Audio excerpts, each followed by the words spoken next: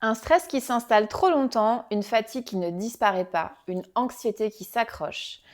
Vous ressentez quelque chose qui pèse à l'intérieur sans savoir exactement quoi. Et pourtant, vous continuez à faire comme si. Ces signes révèlent des blessures émotionnelles. Et la vérité, c'est que tout le monde en a. Mais beaucoup de personnes les laissent s'installer, sans chercher à les comprendre, sans chercher à les apaiser. Alors pourquoi? Parce que ces blessures sont invisibles, parce qu'elles sont enfouies dans votre inconscient et surtout parce que vous avez appris à les ignorer. Bienvenue dans Éclore par la conscience. Je suis Marlise Durand, hypnothérapeute, exploratrice de la conscience.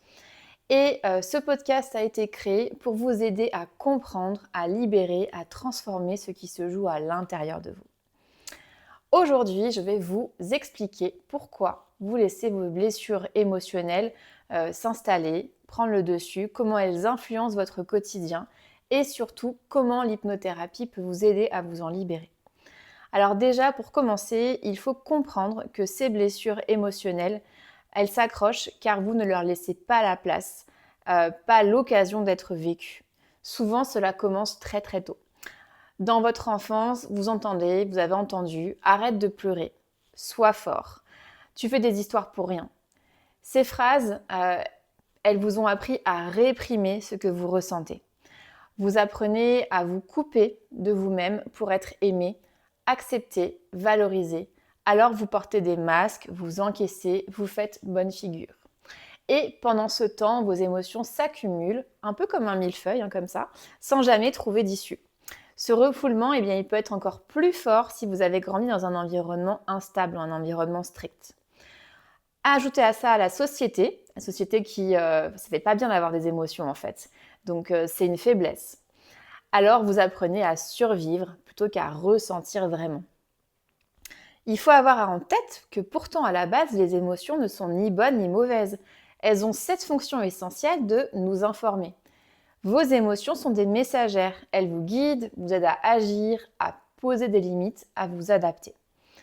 La peur, par exemple, vous alerte d'un danger. La colère vous montre qu'une limite a été franchie. La tristesse révèle une perte. La joie indique que quelque chose est bon.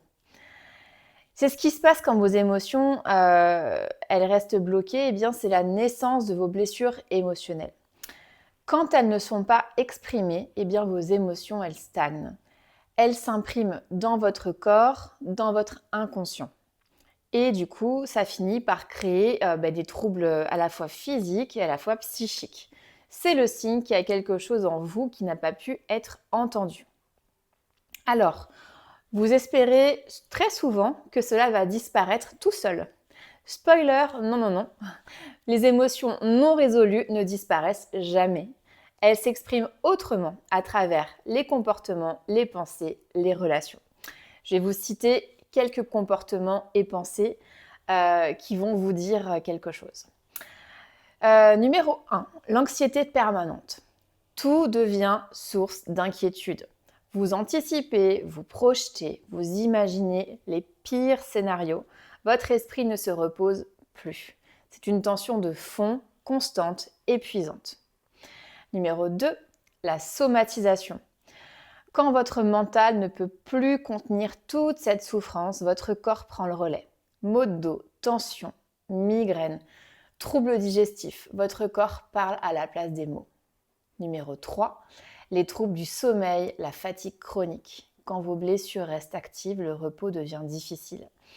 Votre esprit ne lâche plus prise, les cauchemars, les insomnies, les réveils nocturnes, la fatigue accumulée. Tout ça, bien sûr, ça entretient stress, anxiété et ça épuise. Numéro 4, gros morceau, les comportements addictifs, les addictions. Pour apaiser tout ça, on cherche des compensations, la nourriture, le sucre, l'alcool, le travail, les écrans, les sorties compulsives. Mais ces béquilles ne font que masquer la souffrance, jamais la guérir. Derrière la honte, la culpabilité s'installe et ça renforce le cercle vicieux. Je fais ici une parenthèse. C'est pour cela que je ne fais pas partie des hypnos qui acceptent de recevoir pour un arrêt sur une addiction en 1 ou 2 séances. L'addiction elle-même renferme tellement de choses en termes émotionnels que, à mon sens, c'est simplement déplacer le problème. Parenthèse fermée, j'en reparlerai sans doute plus tard dans un autre épisode. Enfin, le plus gros morceau, le manque d'estime de soi. Quand vous avez grandi dans la critique, le rejet, le manque d'amour, ou avec des parents qui ne vous écoutaient pas, n'écoutaient pas vos émotions, ou bien même vous savez que vous étiez aimé, mais vos parents ne savaient pas faire, ne savaient pas comment vous montrer leur amour avec tendresse.